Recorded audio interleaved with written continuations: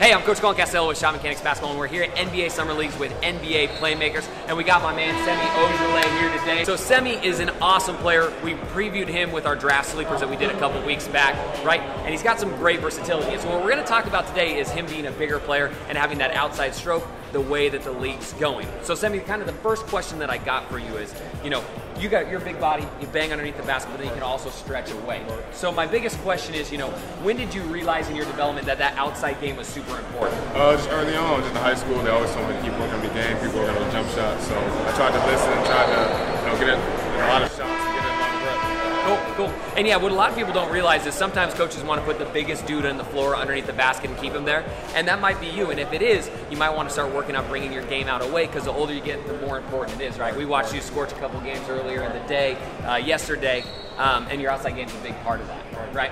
So the next kind of question I got is, a lot of times players will get into a slump, and something that I'm super interested in when it comes to NBA players is, what's your process of getting out of a slump? Maybe you had a bad game or a bad week. What do you do to kind of turn that around? I think you gotta have a short memory. I think if you put up a lot of reps, if you trust your shot, then you gotta know it's eventually gonna go in. Everybody always talks about the numbers and the averages, and if you miss a few, that means the next one has a better chance of going in by the numbers. So you gotta have a short memory and keep shooting the ball. Perfect. Hey, shooter's amnesia, right? We always talk about that. That's awesome.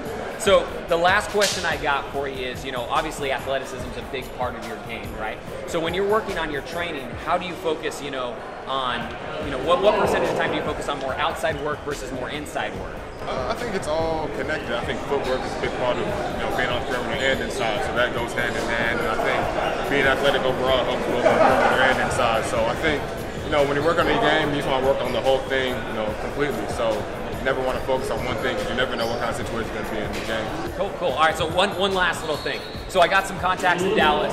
You have a legendary work ethic, from what I hear, right? I know people down there that say you're an animal in the work ethic. So give us just really quick what maybe kind of like a daily workout schedule might look like for you. I don't know. When I was in college, I just wake up before practice early in the morning, get some shots up.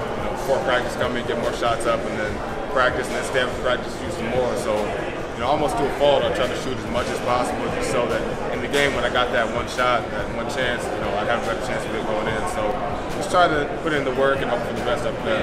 Hey, reps on reps on reps. Again, thanks to NBA Playmakers for having us out here. If you're new to the channel, go ahead and hit the subscribe button down below, because we got great content coming all the time.